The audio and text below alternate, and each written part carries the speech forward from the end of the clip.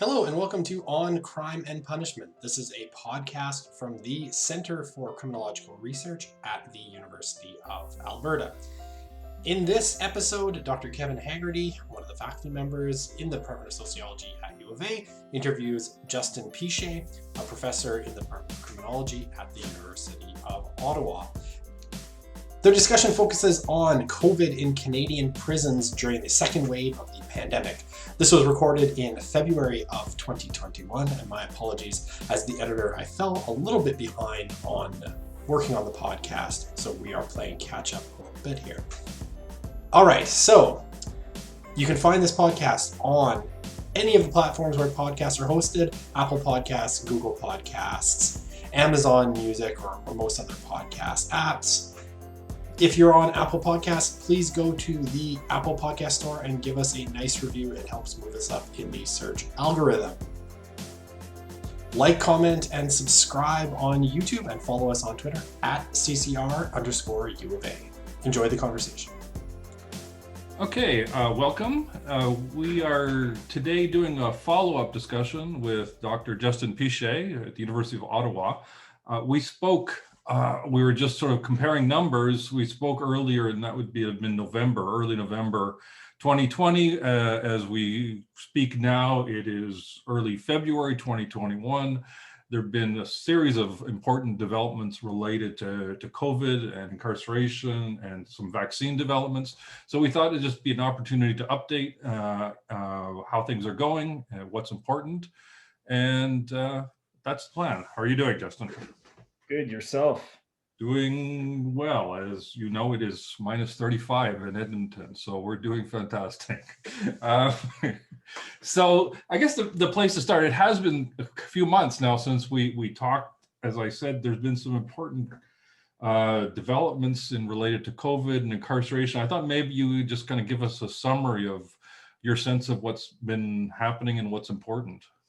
Well, I mean, one thing that we have seen as the second wave has continued is a number of more cases inside our prisons and jails. So when we last spoke, we were kind of coming off, I'd say like a summer lull, if you will, of cases. There wasn't that many cases being reported after the first wave had ended into the early fall. And then in October, the second wave, as it was taking off and outside in our communities, things inside were starting to take off as well, unsurprisingly, inside our carceral institutions. So like in October, through a media analysis and disclosure of some data that some jurisdictions had released, there was around 350 COVID cases linked to November. We see roughly double that, around 650 cases. And then December, things really took off. There were close to 1,700 cases amongst prisoners and staff. And largely that was being driven by significant spike in cases in provincial jails as well as federal penitentiaries in the prairie provinces. So in Manitoba, in Saskatchewan, in Alberta, some pretty significant outbreaks. And so we get to the end of 2020, and through the tracking that the Prison Pandemic Partnership was doing, we'd identified over 2,800 cases amongst prisoners, 689 cases amongst staff, a couple contractors, so roughly 3,500 COVID cases linked to Canadian prisons, both provincially and federally. And most of that growth happening with the onset of that second wave. And unfortunately, things have, or I should say fortunately, depending on where you are in the country, the cases have apparently stalled in places like Manitoba and perhaps to a lesser extent in other prairie provinces. But then in Ontario and Quebec, over the past month, things have grown exponentially in terms of the number of people who are imprisoned and who work in prisons that have gotten COVID. So we've seen so far this year, based on what I've been able to identify through media and limited government reporting, over 2,200 cases. Right. And just to kind of give you a sense of like what's happening, Quebec, if I would have spoken to you this time in January, Quebec would have had about 200 prisoners that have COVID. They now have nearly 500. Right. They had 140 staff members roughly that had COVID up to that point. They're now around 270. So the cases have doubled there in the past month. In Ontario, if we had spoken this time last month, there was like roughly 295, 300 cases amongst prisoners. We're now at like 750. Staff members, there were 36 cases. I think that's probably lower because Ontario doesn't regularly disclose their staff figures. But now, based on a government document I was able to obtain from mid-January, they're at 250 in that area. As a result of this, largely as a result of these major outbreaks at like the Maplehurst in Milton, Ontario, the two Thunder Bay facilities, the Elgin Sex Detention Center. So I guess Cole's Notes version, I'm kind of going on too long here, but like situation's getting worse. It's definitely worse than what was going on in the first wave, where there was only 600 prisoners and 230 staff members across the entire country that contracted COVID from mid-March to mid-July. And I think we should be concerned, right? We're not even in March yet, where we were last year, when this started. And, our vaccination rollouts, both in our communities and inside prison walls, are not advancing at a particularly fast pace in comparison to, say, other countries. And I think there's some trouble ahead. You mentioned the changing numbers. I mean, because as criminologists, we're always kind of suspicious about numbers. But do you get a sense that these are tracking what's happening, or do you think maybe the jump might be related to perhaps there was some creative accounting or some sort of reluctance to reveal the numbers early on? I mean, this is probably just speculating, but I guess criminologists are always kind of have a complicated relationship with official counts. Yeah, so I mean, we have a data problem. That's for sure. We just published, myself, Kevin Walby, and Abby Deshman published a piece in the Hill Times yesterday about CSC's problems with their COVID tracking.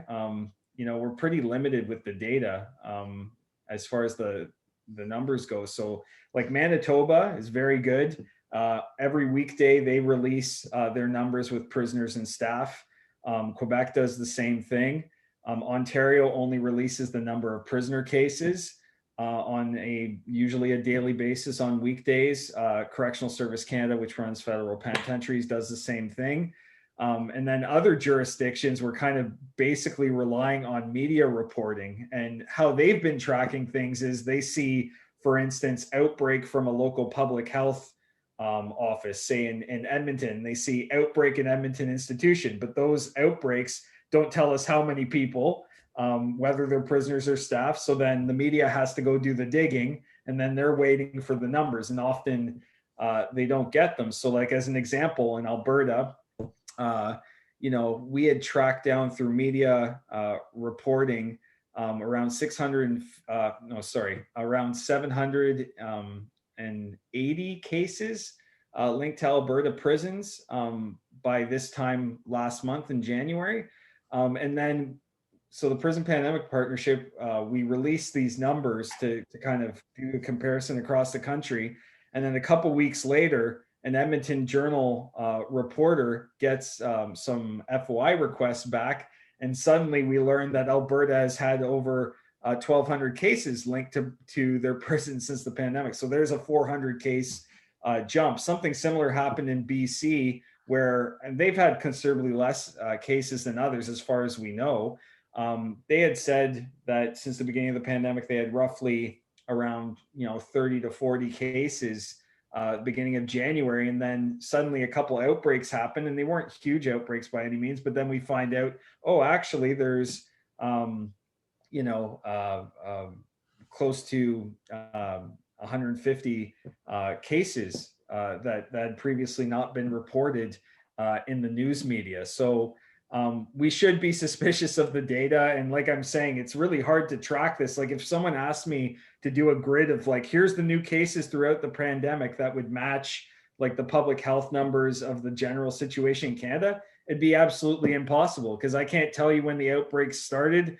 or ended with precision for most of the jurisdictions. You simply can't do that outside of Manitoba and Quebec. And then the other ones, you could do it for prisoners for Correctional Service Canada and Ontario. And then aside from that, we have 13 provinces or 10 provinces, 3 territories, and the federal government, of course. So there's 4 jurisdictions, 2 of them doing the full job and 2 of them doing half the job. So it's a best estimate, but I do think we can say in general that the second wave is worse, and transparency has been a problem for most jurisdictions the whole way along. Well, so on the transparency thing, I mean, prisons are always difficult to figure out what's going on inside them for researchers, but also sometimes for government officials. There have been some efforts to do some public health inspections. I was just wondering if you had any sense about what they've been finding or what the issues they might have kind of stumbled across. Yeah, so we're starting to get some access to information requests back on those, and there's also now starting to be additional revelations coming out through these public health and labor inspections. So, for instance, in Ontario, where Maplehurst is the largest outbreak going right now, I think there's been well over 200 COVID cases linked to that institution just in the past couple weeks. We learned that through a Ministry of Labor work order that there were violations going on in terms of following public health protocols. So like things like, for instance, not having enough PPE or not having training in place to teach people how to use the PPE who are working there, and even surprisingly, things like not keeping social distancing in the staff room. That's some of the stuff coming out from Maplehurst that kind of suggests that lack of compliance with protocol written on paper wasn't actually happening in practice, and it had these consequences. Big surprise, we're talking about prisons, right? It won't be the first or the last time we hear that policy's not being followed in practice necessarily. And then, we have some ATI data from SaskPen that's suggesting similar things, that protocols weren't being followed early on in the outbreak there. And So just I'm going to pause you there for people who are watching or listening who may be new to this. ATI refers to access to information. So so everyone's on the same page. Yeah, totally. Yeah. So so I think as we get more of the data, I think we'll see that these larger outbreaks have happened in places where perhaps things weren't being followed as strictly as they're written out on paper. Because there have been some institutions that haven't had outbreaks, and certainly not the major ones that we've seen in an increasing number of facilities. So it'll be interesting to examine that once we have our hands on the data to see, what worked and what didn't. Because, now we're getting the impression that, part of it is compliance, and some of it is like, where are the cases happening in terms of community transmission as well, right? Like we saw huge increases in COVID cases being linked to prisons in the prairies in October, November, and December, right, when you had higher rates of COVID out in your provinces. And then now that is shifted largely to Ontario and Quebec, driving the COVID numbers with prisons upward. And, in January, things had gotten, one would say, outside of prison walls, out of control in Quebec and Ontario. And now those numbers have gone up, and now the cases will come back down. I suppose in a few weeks' time, the cases behind bars will decrease as well. One would hope anyways. So one thing, hopefully in relationship to such a decline, one thing we didn't talk about last time because it wasn't relevant or wasn't pertinent was the vaccine rollout, kind of broadly in society or in the institutions. I was wondering if you had any comments on how that might be unfolding, the challenges involved, et cetera. Yeah, so I mean, we in Canada, we had a fairly significant controversy around vaccine delivery to prisoners in early January. The public health guidance at the federal level stipulates that prisoners and prison staff should be vaccinated in the second step of the vaccination rollout, and that congregate settings like long-term care homes should be prioritized first, and because they serve seniors. And in that guidance, it suggests that basically any institution that provided care for seniors in a congregate setting needed to provide vaccination. So the Correctional Service of Canada, for some, it's a long-term care home, Right. because of some of the lengthy sentences that some folks are serving at even an elderly age.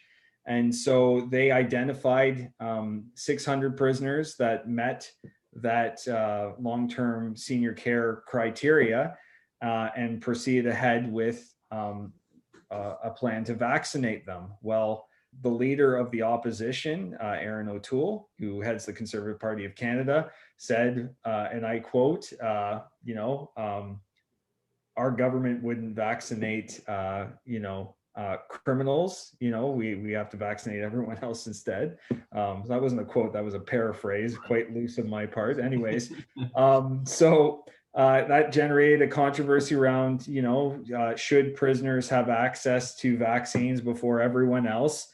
And I think actually there was significant pushback from folks that suggested that if you're going to imprison elderly people, then and they're higher risk of transmission, then we need to vaccinate them. Yeah, I'm just gonna pause you there, because I thought I found that an interesting moment. In some levels, it almost breached the limit of popular punitiveness. People, usually you can rally, not you, but you can get the public or segments of the public to rally behind tough on crime and bad criminal kind of rhetoric. That just seemed to be a limit. It's just like, no, people didn't seem to rally to it the way they might. I mean, I'm not sure if that's kind of, but that was just interesting to me. Well, I think one of the things that's going on, and when we talk about populist punitiveness and penal intensification, a lot of it, is like, okay, we don't listen to experts, and we're going to advance these kinds of policies that tap into people's desires to see criminalized people have pain inflicted on them and be locked up. And I think we've seen, even though there's like certainly skeptics and like there's a lot of fringe movements that are denying the science behind these policy decisions, and are rightly frustrated, I think, just about the amount of restrictions that are being placed on our lives right now, in terms of like how it makes us feel and the impact it has on our health and mental health. But like, people, I think by and large, are listening to experts, right? So we're kind of an age of where expertise amongst scientists is being increasingly respected, I would say, again. So to like advance a policy like that, I think maybe that's where the limit was met, is that if you have medical doctors or other professionals saying like, hey, this is not just about prisoners, it's also about prison staff, and it's about their communities and all of our communities, really, in trying to limit the spread. It just doesn't, like, even like on a commonsensical level, what Aaron O'Toole was saying doesn't make sense anymore, right? So you got common sense, you have expertise, and people listening to expertise because they're scared for their lives and their health, and they want things to get back to normal at some point. And I think he just encountered a wall, which is a good thing. I think someone should write a paper about that for sure, because I think it was definitely, as you suggest, there are limits, and I think we saw it clearly. But it's interesting what you were just saying in terms of respect for expertise, et cetera, because I think there's a contrast to be made with our neighbors to the south in terms of the U.S. We were talking just a little earlier. One of the things that I just stumbled across yesterday is just these series of startling articles about how correctional officers are refusing to get vaccinated. And this is part of the anti-science, anti-vax thing that I think is way more pertinent in the United States. But that has all kinds of consequences for incarcerated folks. the COs themselves, their families, etc. So it's just an interesting national difference in terms of the embrace of some of these kind of more fringe belief systems. Yeah, I mean, I think prison staff unions in this country have been lobbying Yeah. for vaccines, which you might not be seeing in the United States right now, right? So, or in some jurisdictions, anyways. So, it is, quite a stark contrast. And I think it points to national differences for sure. Yeah. Okay. I think we're sort of near the end of our catch up. Is there anything else you thought might be worth sort of touching base on? Yeah, no, I think at this stage,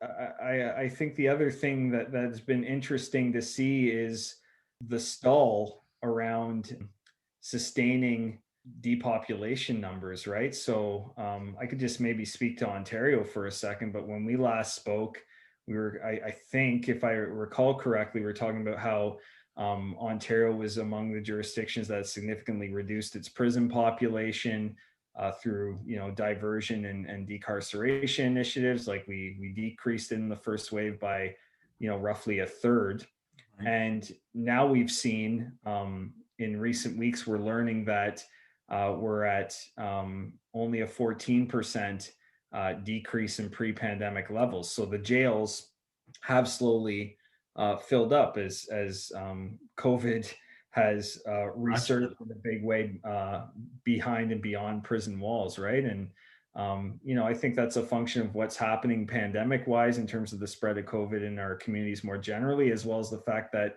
hey, if you leave more people behind bars and COVID strikes, and more people are at risk of transmission, and people are getting infected, right? So like Maplehurst, for instance, was listed as one of the facilities that had used more of its capacity, that had more overcrowding and stuff like that. So I think it's something to see, is whether or not, now that these cases have crept back up in some jurisdictions, will they go back to some of the things that they were doing in the first wave to try and decrease the risk and limit the spread?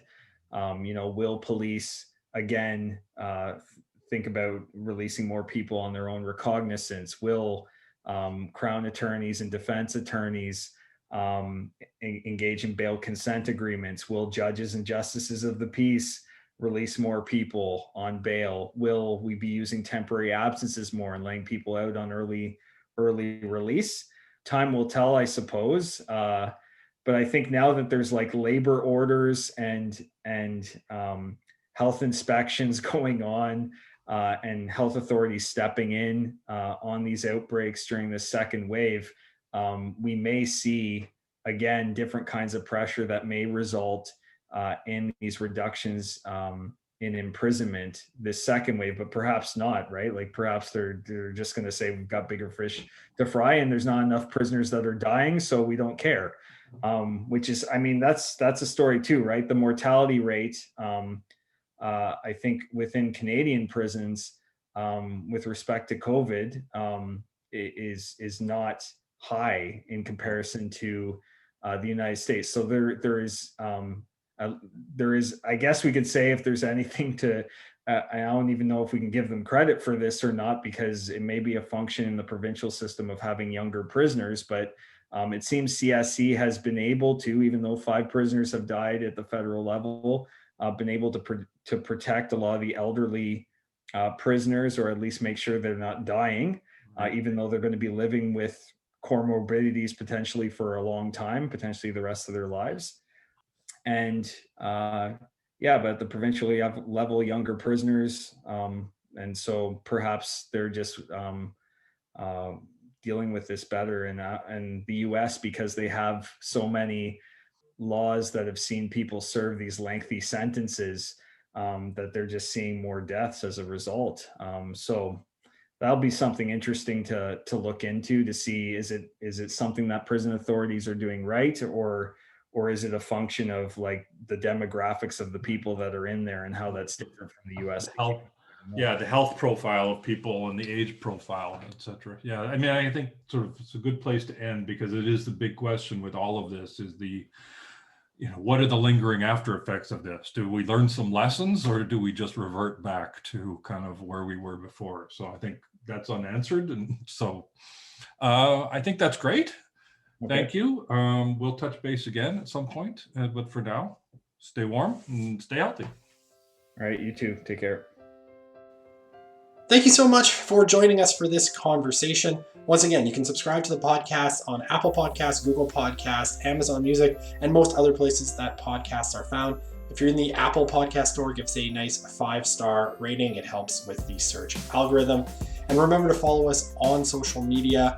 Twitter, it's at @CCR_U of A, and subscribe to our YouTube channel, youtube.com/C/Center for Criminological Research, and like our videos and subscribe. Thank you very much, and we hope you'll join us for the next one.